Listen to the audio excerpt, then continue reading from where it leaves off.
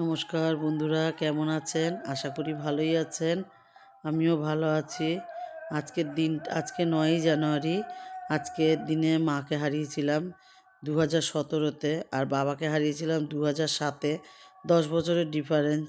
তা যাই হোক, বাবার মৃত্যুর দিনে যেমন বাবা যা খেতে ভালোবাসতেন তাই করে ওনাদের দিই, আর মাকেও তাই দেবো। যে যতদিন পারবো করব, তারপরে জানি না কি হবে। ওই জন্য সকাল সকাল উঠে চান টান করে পুজো দিয়ে নিলাম আগে। গোপুসোনাকে দেখেন চান করিয়ে দিচ্ছি। সব আগে তাড়াতাড়ি করে পুজোটা দিয়ে দিলে কী হয়, পুজোটা একটা কিন্তু বড় কাজ। এটা হয়ে গেলে তারপরে রান্নার দিকে যাব। আর এই যে মায়ের ছবিটা, এটা তো বাবা মা একসাথেই তোলা। এই ছবিটা যখন তুলেছিল তখন কিন্তু আমার দাদা মায়ের পেটে ছিল।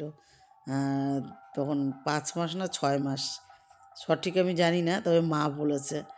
আর এই ছবিটা, যাই হোক, রান্নার দিকে চলে যাব এবারে। রান্না করব কি আজকে, মাছের মাথা দিয়ে বাঁধাকপি করব, আর প্লেন মুগ ডাল করব, মাছের বড়ি আলু দিয়ে মাছের ঝোল করব, আর তোমার চাটনি করব, আর 5 রকম ভাজা করব, আর মিষ্টি বোনকে কিনতে পাঠিয়েছি। আর মেয়েও আসবে আজকে। উম, যাই হোক, আজকে শুক্রবার তো জামাই মাছ মাংস খাবে না, পেঁয়াজ রসুন খাবে না। মেয়েরা বাইরে খায়, কিন্তু আজকে আমার করতে হবে মেয়ের জন্য। আমি বললাম আসবি, দিদার আজকে এরকম একটা কাজ। তা মেয়ে বললো ঠিক আছে যাব। ওরা শুক্রবারে খায় না বলি তো। যাই হোক, এখানে আলু চাকা চাকা করে কেটে সেদ্ধ করতে দিয়েছি। এখানে মাছের আলু সব ভেজে নেব। কড়াইতে না বেশি করে তেল দিয়ে দিয়েছি। এবার কি সব ভাজাগুলো করে নেব, তাহলে ভাজাগুলোও ভালো হয় আর করতেও সুবিধা হয়, পুড়বে না কিছু। আর এখানে পেঁয়াজকলি ভাজবো, 5 রকম ভাজবো। আর এখানে ধনেপাতা মাছের ঝোলেও দেবো, আর একটু বাঁধাকপিতেও দেবো। বাঁধাকপিটা পেঁয়াজ রসুন দিয়ে করবো তো, ওর জন্য মাছের ঝোলটা বড়ি আলু দিয়ে করবো।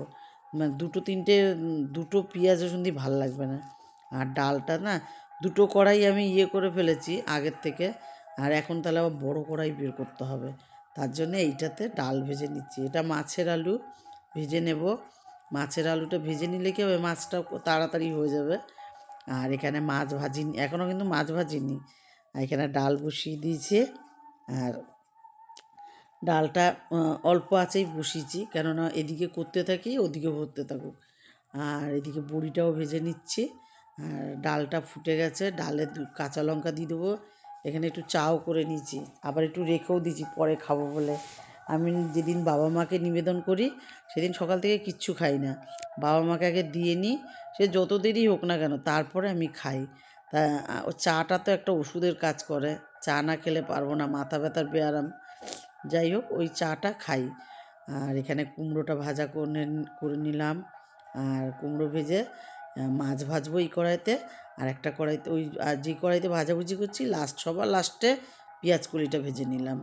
আর এখানে মাছের ঝোল করবো বলে টমেটো কেটেছি, আর চাটনি করবো বলেও টমেটো কেটেছি। এখানে মাছের ঝোলটা করছি টমেটো দিয়ে, কাঁচা লঙ্কা দিয়ে। এর মধ্যে কিন্তু কোনো মশলা নেই।